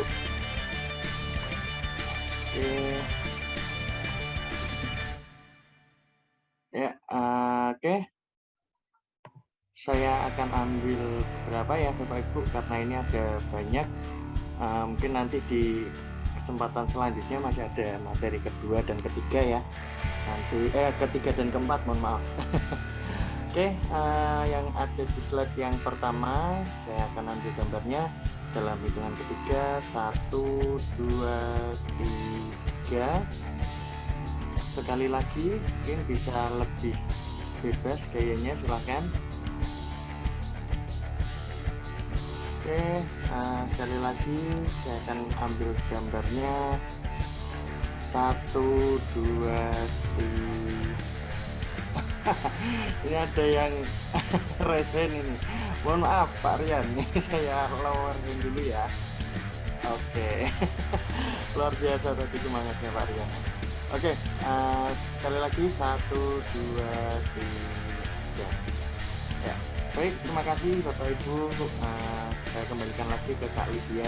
Dan terima kasih kepada Pak Yogi. Baik, terima kasih Mas Denta yang sudah bersedia membantu. Sekali lagi saya ucapkan terima kasih banyak kepada